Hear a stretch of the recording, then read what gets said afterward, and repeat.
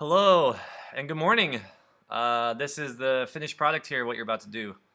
So I'll just let you bask in the glory of this GIF.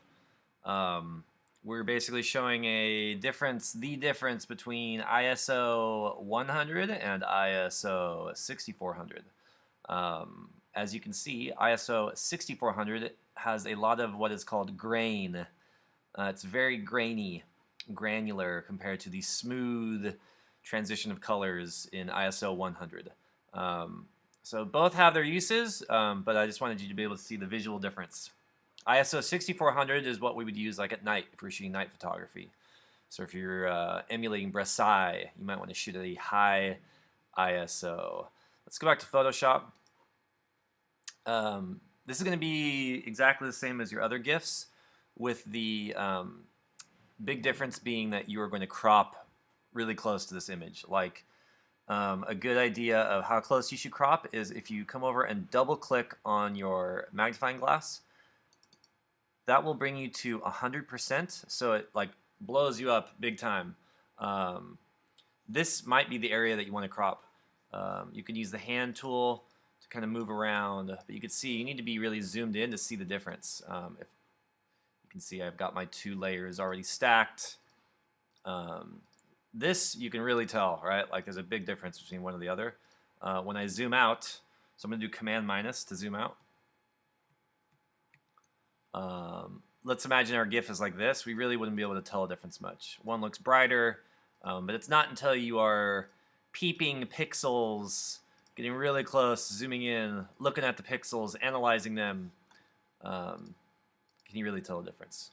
So let's crop this first. And then if you want, you can move ahead after that because you likely know how to make a GIF by now. To crop, I'm going to use the crop tool.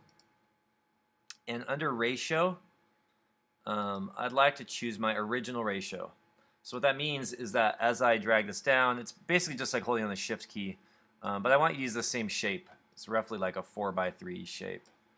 And yeah, for this, I'm going to show kind of a cross section of, I'm going to make sure I include the tape, the green, and the red. Especially the green and red is nice because these are complementary colors, and complementary colors next to each other is interesting visually sometimes. So once you have your crop, we're going to hit return. And then, yeah, that's it. Now we can zoom in. And from here, I'm going to dial in my two ISO values. So we're going to grab the type tool. And I have 600 point. I have a feeling that's too big. I'm going to go like 500. So your numbers are going to be different. I won't even try and guess where yours are at. ISO, yeah, that is big. 6400. So I'm going to highlight all that. And one way to visually, like, because when you type in the numbers, it's kind of like you're guessing how big it's going to be.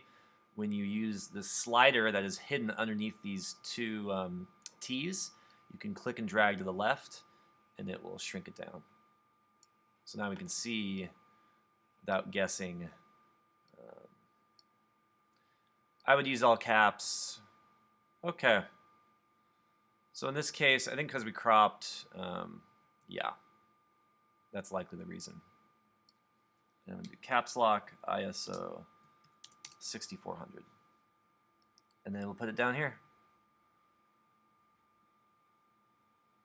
Next, we're going to copy the layer. So I showed you one way. We clicked and dragged down to this page icon. You can also right-click and choose Duplicate Layer. The name isn't important. It's going to change once we edit the text here. So I've got two copies of that text layer.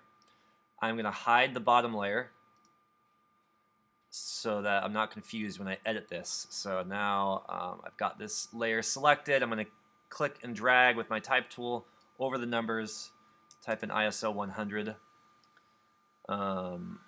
Notice the spacing between 1 and 0 is much wider than 0 and 0. We're going to fix that. Option, so I'm clicking between the two numbers, and I hold down the Option key, and then the left arrow. And that'll suck that in.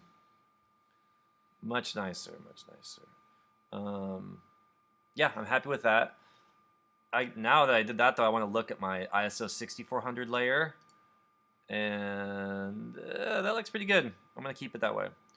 So now I've got my text and my two images. We just need to make our animation. So I'm going to look under the window menu to get my timeline window. Likely yours is probably still open. Okay. Next, we are going to create a frame animation, but just make sure that it says create frame animation, not video timeline. We like frame animation. Then once you see create frame animation, click on the button here to create a frame animation. Kind of a weird design, Adobe, if you're listening. I know you're not. Okay, so here's our first frame. I'm going to zoom out just a bit. I want this to play for 2 seconds each, so I'll change that first. And then I'm also noticing that ISO 100 is my text, but it's showing the ISO 6400 because it's really grainy. So I'm going to make sure I'm showing the right layer here. Yes, much better. So there's my first frame. Now I'm going to click on this page button in the timeline window to make the second frame. And that just kind of copies the layers from the first frame. So now we need to change. We're going to hide ISO 100, show ISO 6400, and then show this other image here. I don't need to hide this because it's hidden underneath my bottom layer. I don't need to hide, but you know, if you're OCD, you can do that. And then from here, we're just going to test the animation by clicking play. Indeed, it works. I'm happy. Oh, no, I'm not happy because I didn't select forever. There we go. Choose forever there. Now I can click play, and it will loop forever, and I can just, yeah, you know. Okay, here we go. Done. Now to save. Remember, it's different. File, export, save for web. From here, you should probably make your image a little smaller. For the GIFs, I've been doing 800 pixels. So that's the width on mine. You just need to make sure the long edge, whether it's the width or the height, should be 800. Looping forever, yes. GIF, yes. Now we're going to click save. It'll ask me to save it. This is where I'm going to type in my first name. Whoops. First name, last name, dash, or underscore. What is this called? ISO GIF.GIF. Or maybe just ISO.GIF. You know, it's up to you. You're smarter than I am. Here we go. Click save. And turn that in to Google Drive. And submit it to the assignment. And we're all happy. Enjoy. Oh, one more thing. A lot of people are wondering. Let's see here. Where did I save that? Desktop? Chris Zbarth ISO.gif. Okay, so if you double click on this image, likely it's going to open in preview. And you'll notice that it doesn't play, but it shows you your 2 frames. This app is not made to animate GIFs. It is made to show static images. And GIFs don't have to be animated, blah, blah, blah. So if you want to actually preview this, you have to click and drag it and drop it onto your browser. So I've got the file, I'm clicking and dragging, come down, find Chrome, drop it on top of your browser, and then it will play your GIF for you. And this is, you can test it to make sure that it's looping correctly.